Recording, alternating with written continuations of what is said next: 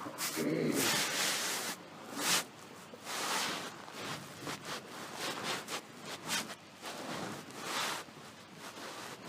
الله الرحمن الرحيم.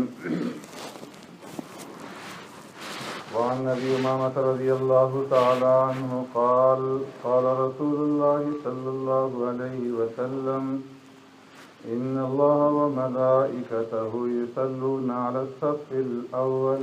قالوا يا رسول الله وعلى الثاني؟ قال إن الله وملائكته يصلون على الصف الأول. قالوا يا رسول الله وعلى الثاني؟ قال إن الله وملائكته يصلون على الصف الأول. قالوا يا رسول الله وعلى الثاني؟ قال وعلى الثاني.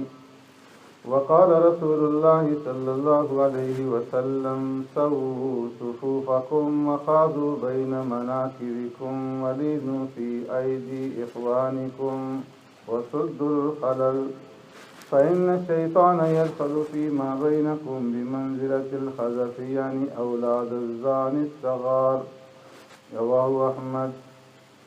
وعن ابن عمر رضي الله تعالى عنهما قال قال رسول الله صلى الله عليه وسلم أقيموا الصفوف وحاذوا بين المناكب وسدوا الخلل ولينوا بأيدي إخوانكم ولا تزروا فرجات الشيطان ومن وصل صفا وصله الله ومن قطعه قطعه الله أو كما قال عليه الصلاة والسلام.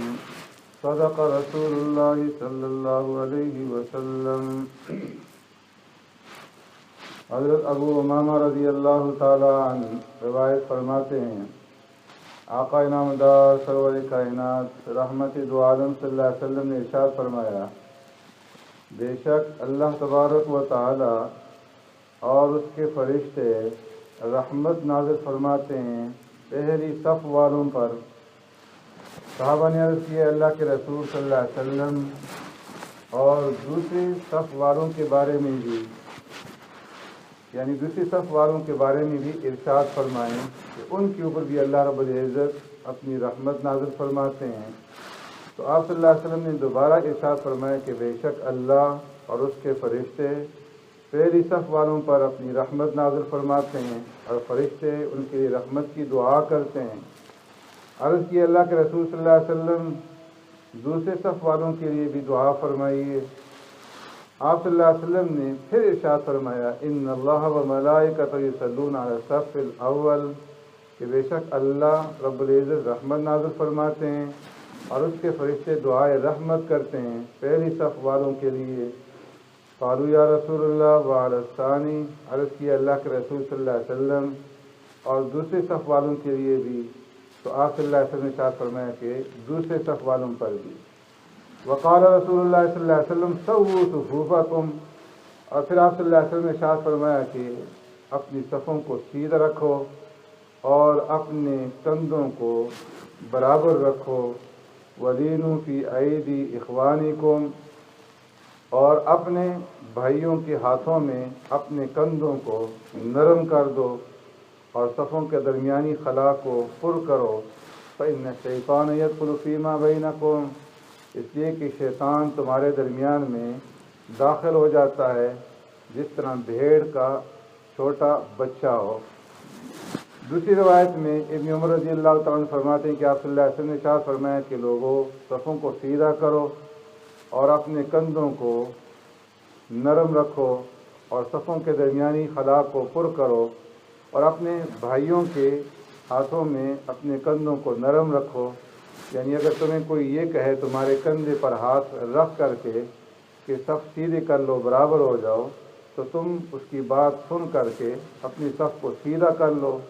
ولا تذروا فرجات الشیطان اور صفوں کے درمیان میں جگہ شیطان کے لیے خالی مت چھوڑو. ومن وصل صفا وصلہ اللہ جس نے صف کو پر کیا خالی جگہ دیکھ کر کے تو رب العالمین اس کو پر کر دیں گے اپنی رحمت کے ساتھ اور اپنے فضل کے ساتھ. ومن قطعہ قطع اللہ اور جس نے صف کو توڑا تو اللہ رب العزت اس کو اپنی رحمت سے اور اپنے فضل سے دور کر دیں گے اور اسے اپنی رحمت سے توڑ دیں گے. ان دونوں احادیث میں پیارے پیغمبر صلی اللہ علیہ وسلم نے پہلی صف کی فضیلت بیان فرمائی ہے کہ پہلی صف کے اندر کھڑے ہونے والوں کے اوپر اللہ رب العزت خاص طور پر اپنی رحمت کا نزول فرماتے ہیں۔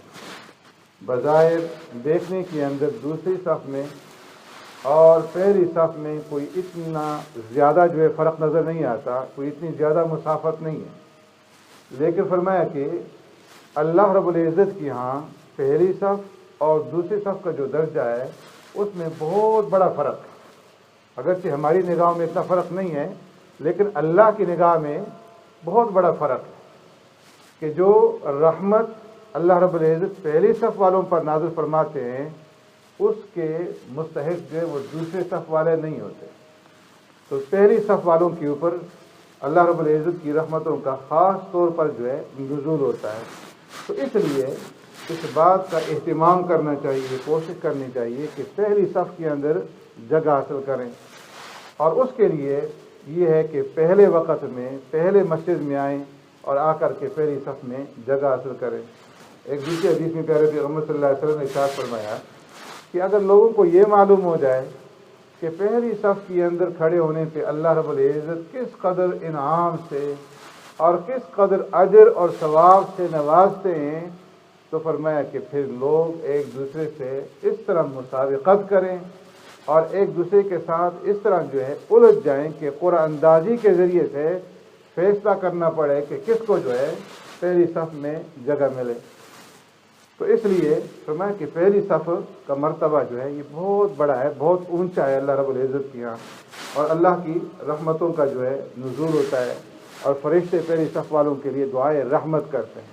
تو اس لیے جب صف بنائی جائے تو اس بات کا خیال رکھا جائے کہ پہلی صف کو مکمل کیا جائے، پہلی صف میں جگہ وہ حاصل کی جائے، اور پہلی صف میں اگر کوئی جگہ خالی ہو تو اس کو پر کر لیا جائے۔ دوسری حدیث میں آپ صلی اللہ علیہ وسلم نے ارشاد فرمایا کہ جو صف میں خالی جگہ کو پر کرے گا تو اللہ رب العزت اس کو اپنی رحمت کے ساتھ ملا دیں گے، اس کے اوپر اپنا فضل فرمائیں گے، اور جو صف کے اندر جگہ کو خالی چھوڑ دے گا، اس کو توڑے گا، پر نہیں کرے گا، تو اللہ اس کو اپنی رحمت سے دور کر دیں گے۔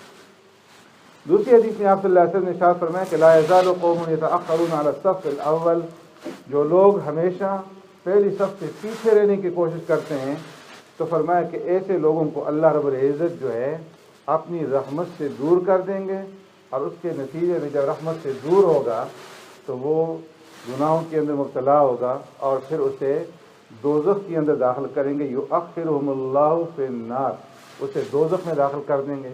یا فرمایا کہ دوزخ کا جو نچلا طبقہ ہے جسے اسفل السافلین کہتے ہیں، اس کے اندر اللہ رب العزت داخل کریں گے۔ بہت سارے لوگ کھڑے ہوتے ہیں، پہلی صف میں جگہ خالی ہوتی ہے، اور دوسری صف میں جب کہا جاتا ہے کہ پہلی صف مکمل کرو، ایک دوسرے کا منہ دیکھتے رہتے ہیں۔ گھر سے چل کر کے مسجد تک تو پہنچ جاتے ہیں، لیکن مسجد میں پہلی صف کو کرنے میں وہ عار محسوس کرتے ہیں۔ تو اس لیے فرمایا کہ پہلی صف کا جو مرتبہ ہے، پہلی صف کا جو درجہ ہے، یہ بہت ہی زیادہ اونچا ہے۔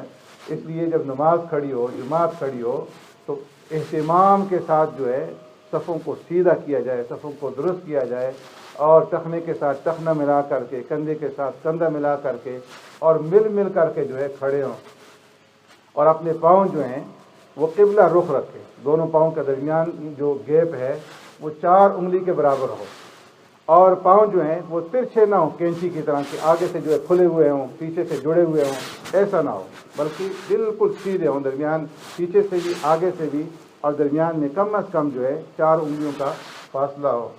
اور مرد حضرات اور جو بچے ہیں وہ اس بات کا خیال رکھیں کہ جب کھڑے ہوں تو اپنی شلوار کو اور اپنے پائجامے کو، اپنی لنگی کو ٹخنوں سے اوپر رکھ لیں۔ پیارے پیغمبر صلی اللہ علیہ وسلم کی لنگی مبارک وہ آدھی پنڈلی تک ہوتی تھی۔ تو اس لیے فرمایا کہ جو لوگ اپنی شلوار کو ٹخنے سے نیچے پھینکتے ہیں، اپنے پائجامے کو ٹخنوں سے نیچے پھینکتے ہیں، ما اسفل من الازار فی الکعبین فی النار، فرمایا کہ یہ جو ایسا ہوگا دوزخ کے اندر جلے گا، اور یہ تکبر کی علامت ہے، اور اللہ رب العزت کو یہ پسند نہیں ہے۔ عورتوں کے لیے یہ حکم ہے کہ وہ اپنی شلوار کو ٹخنوں سے نیچے رکھیں، اور مردوں کے لیے یہ حکم ہے کہ وہ ٹخنوں سے اپنی شلوار کو اوپر رکھیں۔